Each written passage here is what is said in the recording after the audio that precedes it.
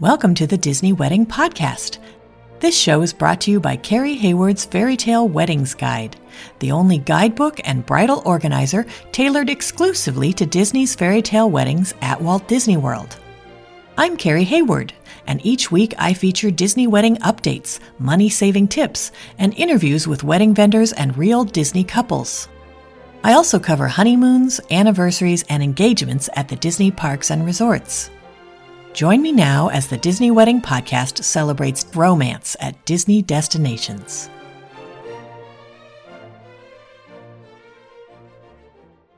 Today on the Disney Wedding Podcast, I am speaking with Disney bride Gloria Agredano about her vow renewal at Paddlefish, with a lunch at Paddlefish and a fireworks cruise during Happily Ever After at Magic Kingdom. I thought you guys would be interested to hear how she decided to have a vow renewal and how she chose Paddlefish and how it all turned out. So welcome, Gloria. Hi, Carrie. Thank you for having me on the show.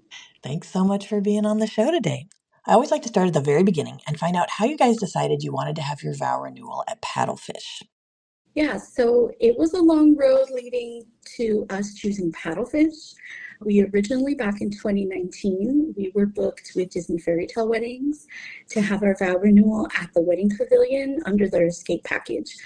And COVID happened, and we decided we didn't want to travel all the way from California during that time, not knowing that everything would eventually shut down. So actually, we wanted it in Florida and went ahead and asked Disney, though, if we could transfer the wedding and all of our funds to Disneyland in California. Logistically, it would work a lot better since we live here in California. But little did we know that Disney Fairy Tale Weddings over there would pause weddings for about 1.5 years. So it was really important for us to renew our vows when we hit a milestone year.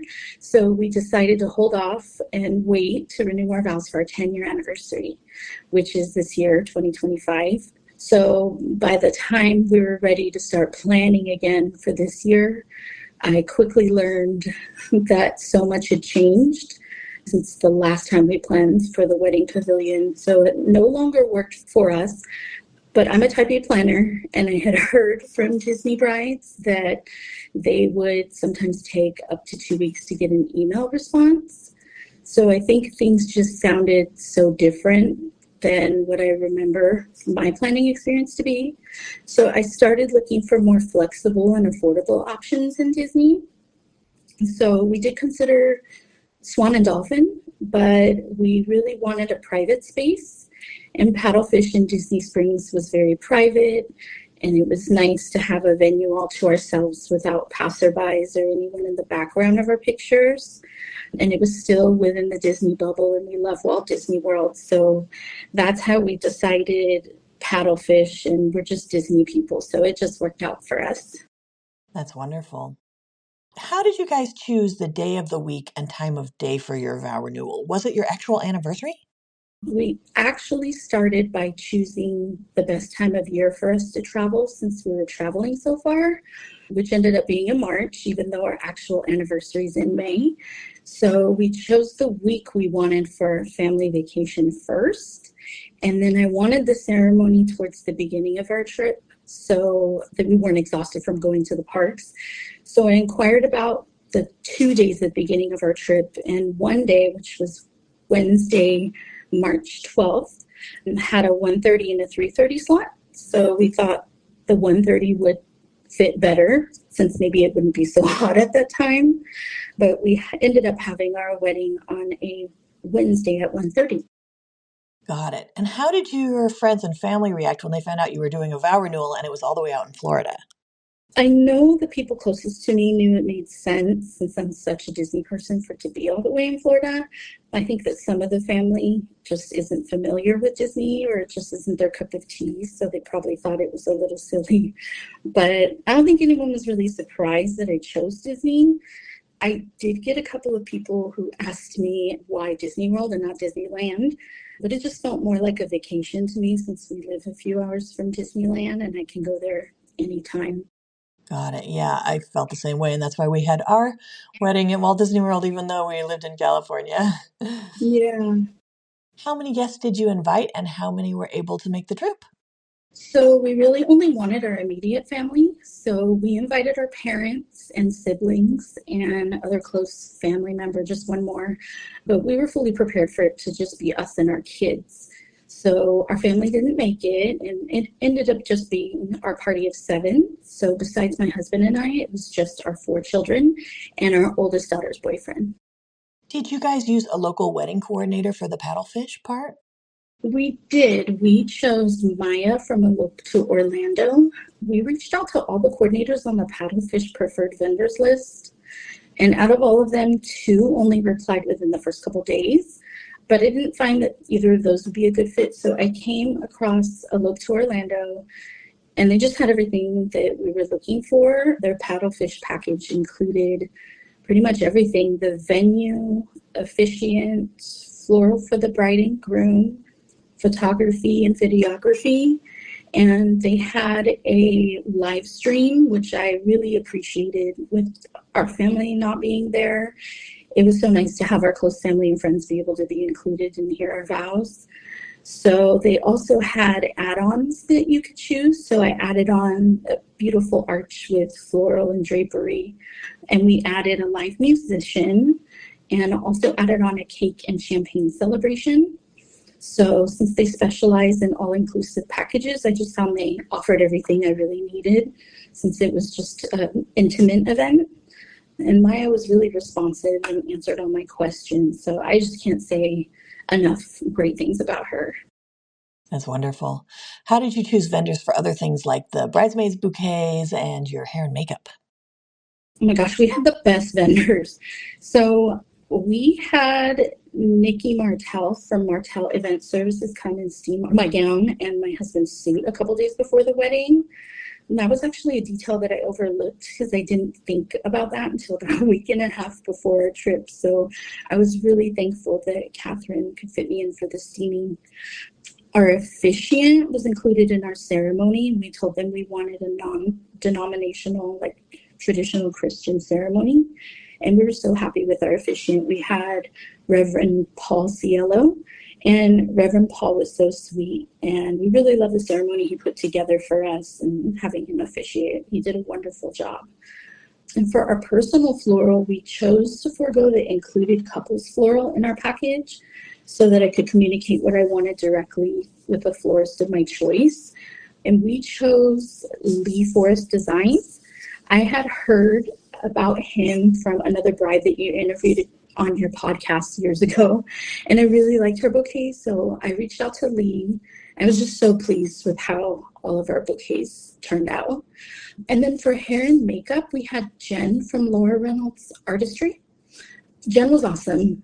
I have never felt so beautiful in my life. She perfectly executed my looks that I wanted, and my hair and makeup lasted like 16 hours, and my girls looked really beautiful too. So for getting ready photos, we hired a social media content creator because our photography technically didn't start until we met Maya at our ceremony later. And so I knew I wanted some content to post on social media and share with family of getting ready moments. So we chose Jessica Rose, and her Instagram is Jessica Rose Media.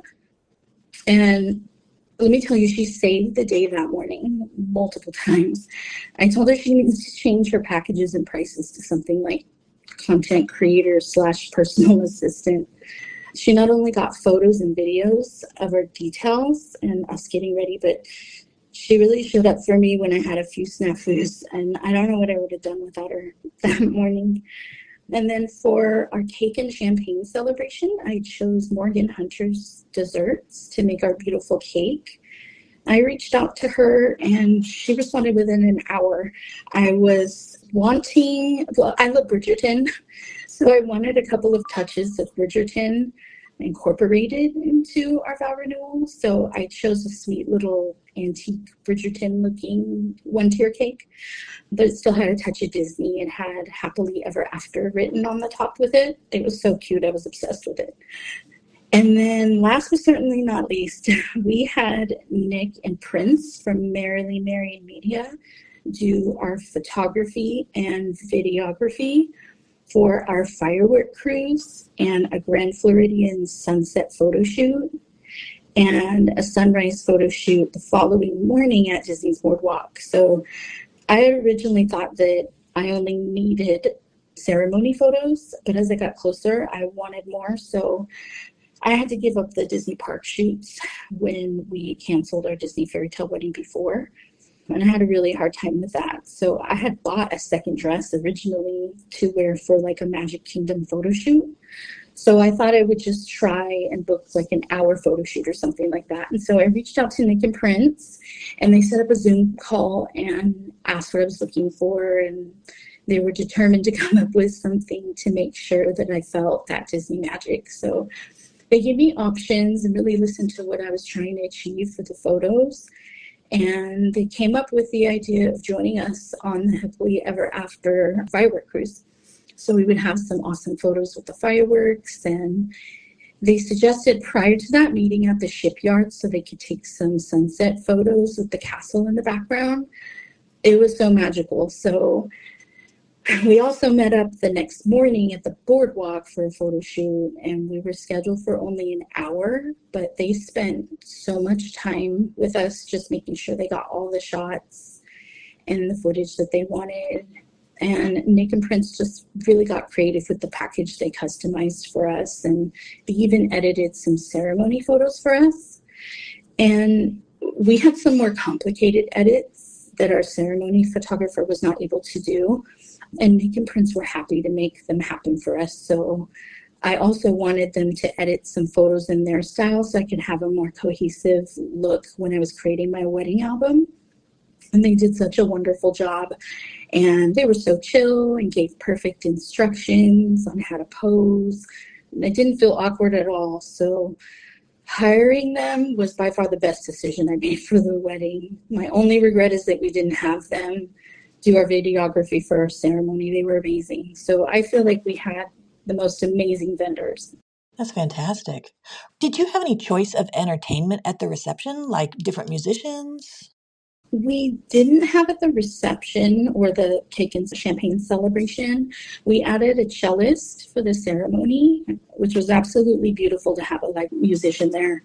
Like the cake, it kind of tied into our little Bridgerton / Disney theme ceremony. We had her play the Bridgerton theme song for my girls to walk down the aisle. And we had her play When You Wish Upon a Star for my bridal entrance. And then for a processional, we had Married Life from Up. And for the cake and champagne celebration, it was just the Paddlefish background music, whatever they had on in the restaurant. We were only there for a short time, so we didn't even notice what they were playing.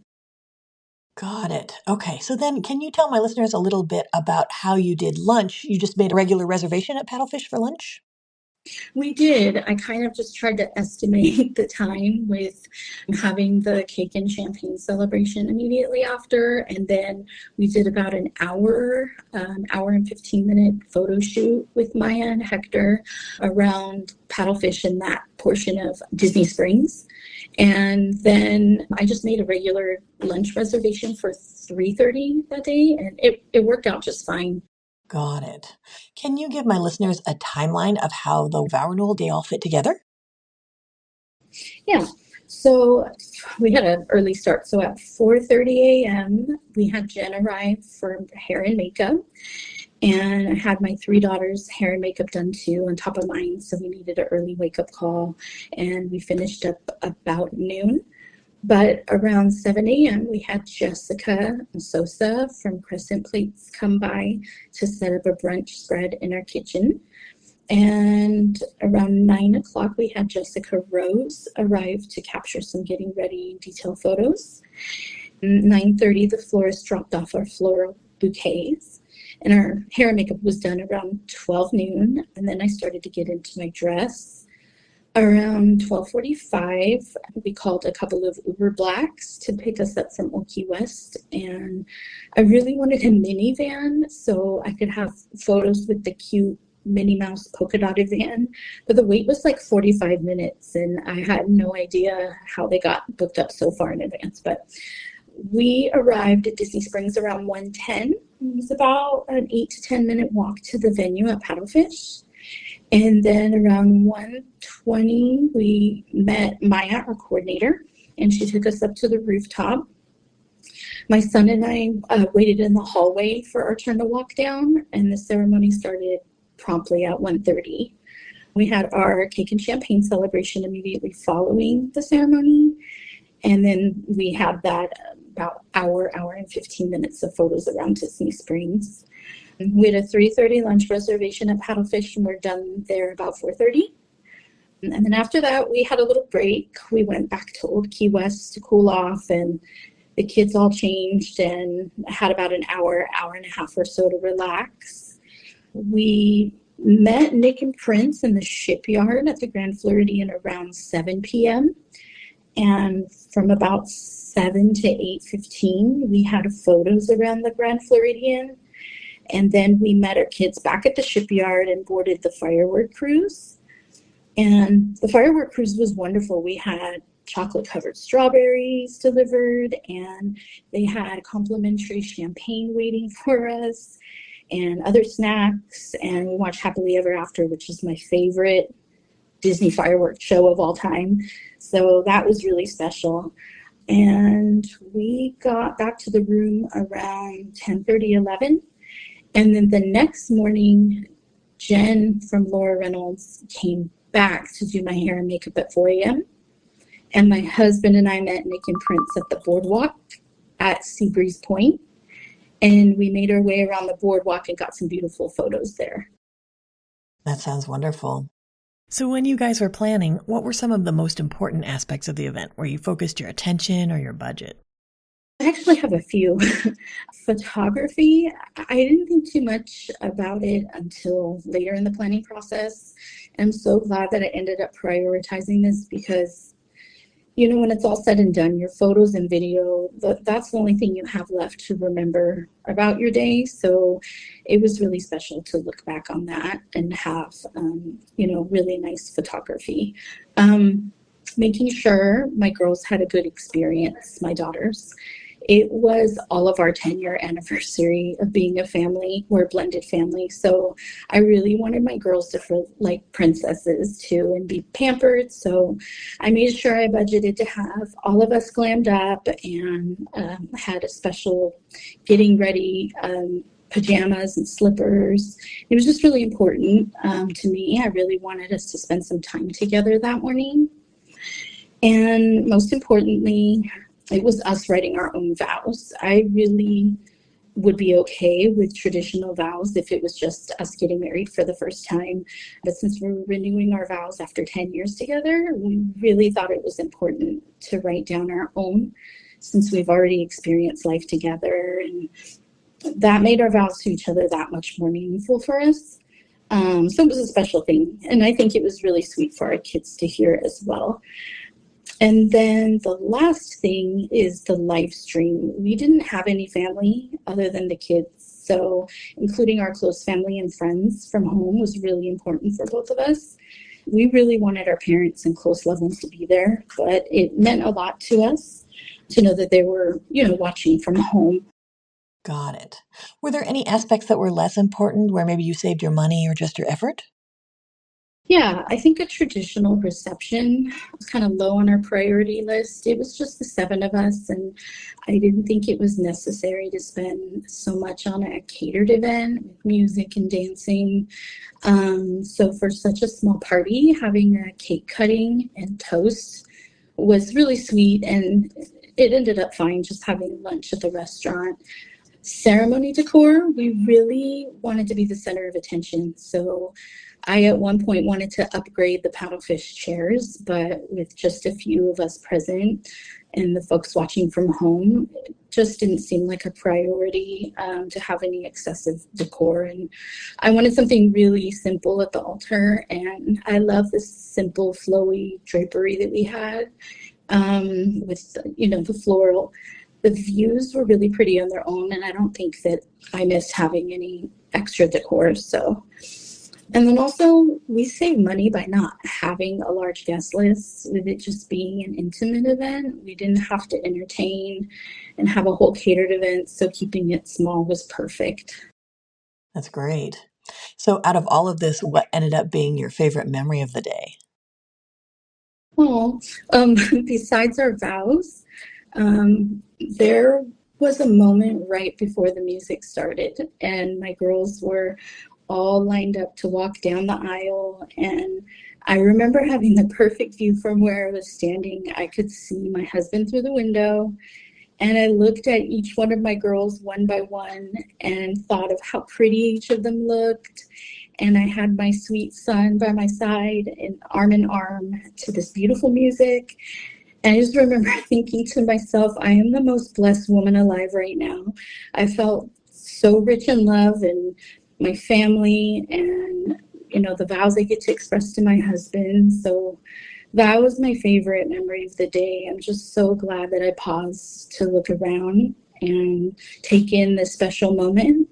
That's the first time I've said that out loud, so it was a really sweet moment.